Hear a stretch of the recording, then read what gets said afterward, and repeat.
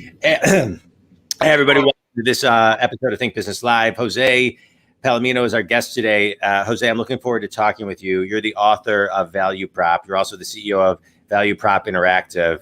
I'm looking forward to talking about Value Prop, right? The value proposition of a company. I think it's more important today than it has been in a very long time because our attention spans are less than a goldfish of 7 seconds. We have been living through COVID as we sit here September 1st, 2021 for the last year and a half. We're still living with COVID. Labor Day is around the corner, and I think people are more distracted than ever, and messaging and understanding the value of what a company is more important than ever. So let's talk just fundamentally, what is a value prop?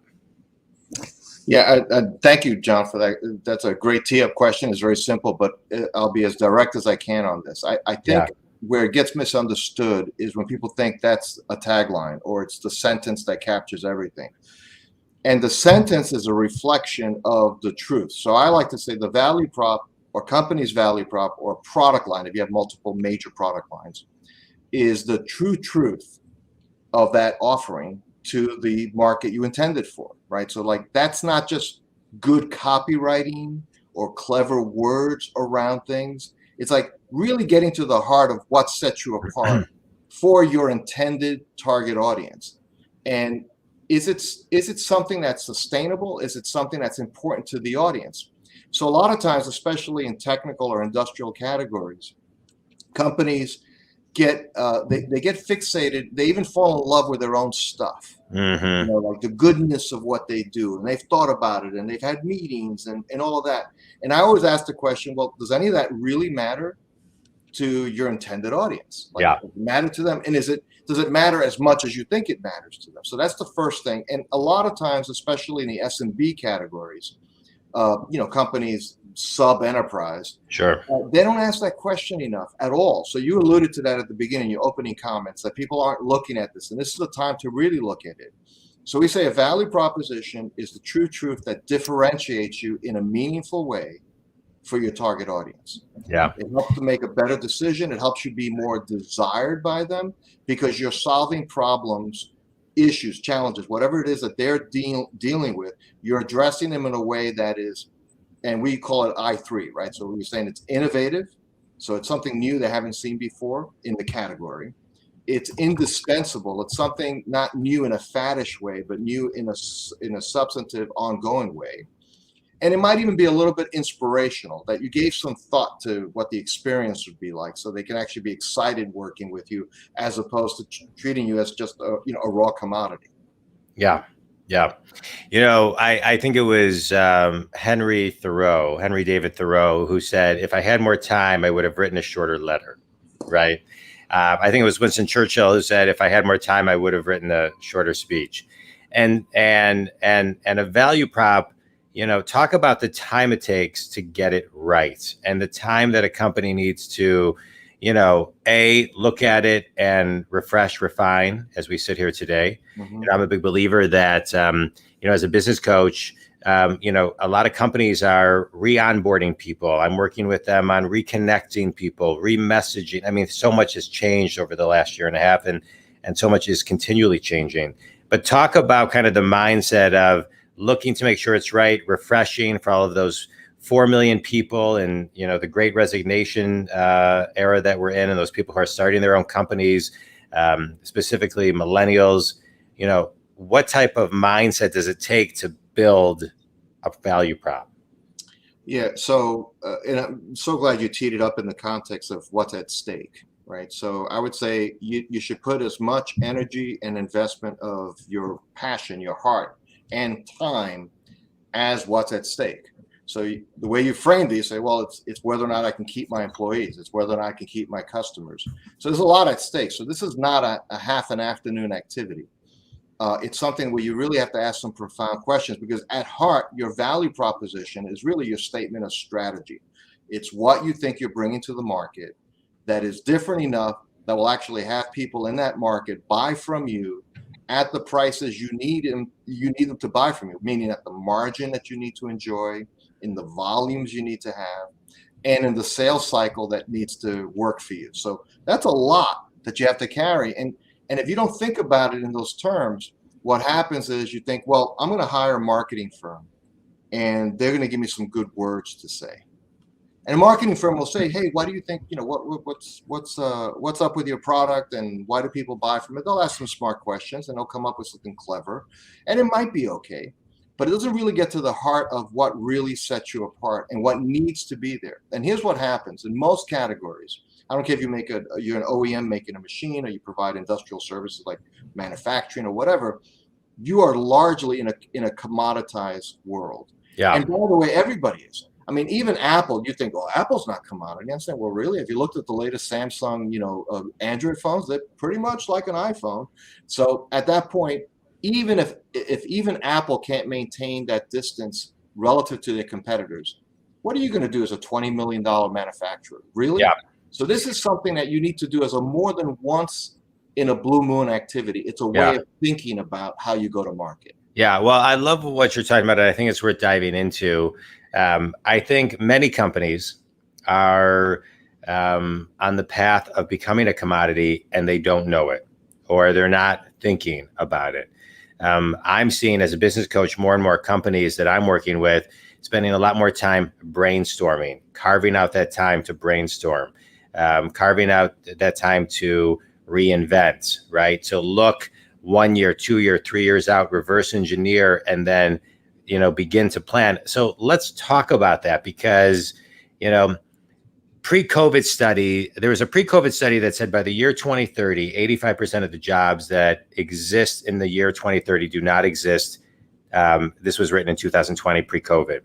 And it was talking about also how, and I'm referencing other articles as well, talking about that this is the decade of adaptability, right? And so when we look at the change of the types of businesses and industries that are going to exist, right, you can't help but realize or think a lot of what we see today are going to become a commodity tomorrow. And so what are the steps that a company really needs to do to get in front of that today, Jose?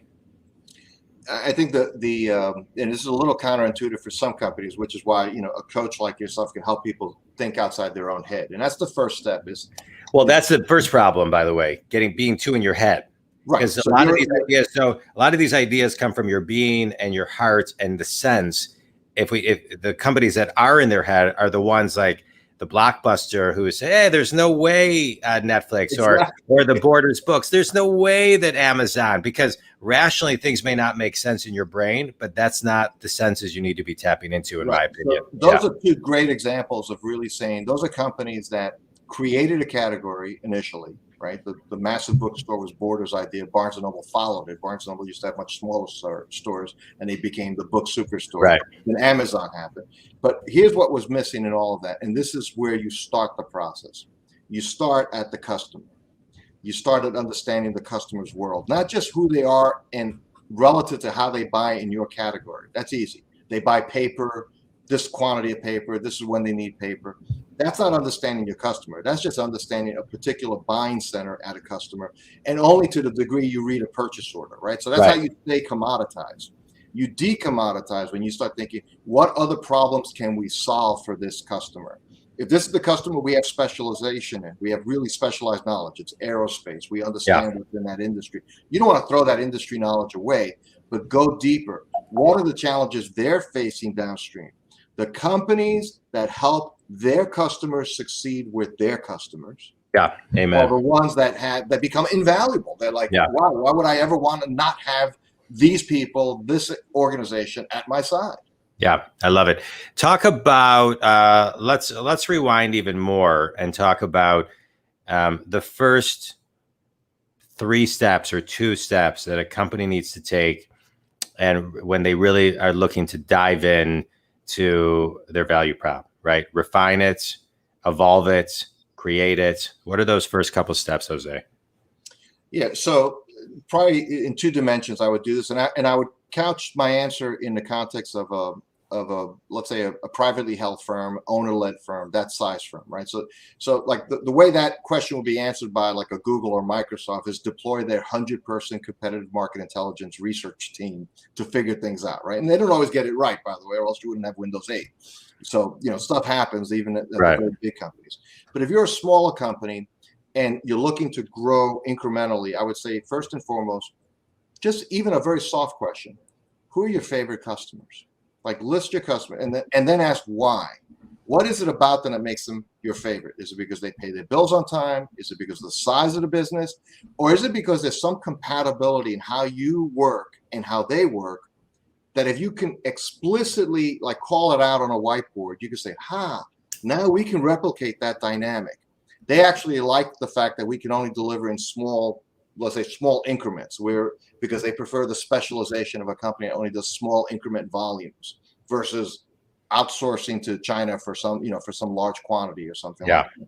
So when you start looking at those commonalities, the first thing is you start identifying who you want more of to deal with. Then what are the challenges they're facing? And lastly is, okay, what do we do very well? And you kind of bring those three things together. Who do we want to work with? What are the challenges they're facing? What do we do really well? And by definition, it's an iterative process. You have to go around the wheel a few times. Yeah. Because it's like what is it? The scene in it's an old movie, Ghost, where the pottery scene, right? So like you're shaping that pottery into shape. Yeah. And you got to take a couple of spins before it becomes a jar. Yeah. It just is that way. Yeah. Yeah. I love the way you articulated that. That is great. And I appreciate the kind of the fundamental way that you described it. Right. So let's rewind a little bit. I'm a big believer that, success is not a straight line. So give the Think community a 1 minute to 90-second Reader's Digest version, Jose, of you on how you got to today. And what I really want to hear is, the mentor that you had at an early age that planted the seed for today. Oh, that's great, because I've been blessed with 3 significant mentors in my life. Yeah, tell me.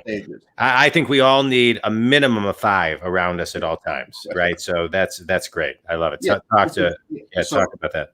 Yeah, so very early stage in my career, when I was I was just basically an office temp, and I had somebody who saw potential in me and said, "Do you know how to operate a 10 key?" And a 10 key is an adding machine with the tape, with the paper tape. So this goes back a while. And he said, "And you do spreadsheets?" And I said, "I'll do whatever you show me how to do." And when he said spreadsheets, we're not talking about Excel. We're talking about large paper spreadsheet. And then he gave me a Pilot Razor Point. I still remember this. And it's it's an ink-based pen. Right. Said, well, what I do if I make a mistake? He says, "Don't make mistakes." And that was my first mentoring lesson. Is like, be precise. Yeah. And then the second one was somebody who saw potential in me because of how he felt I dealt with people, and it was an IT position.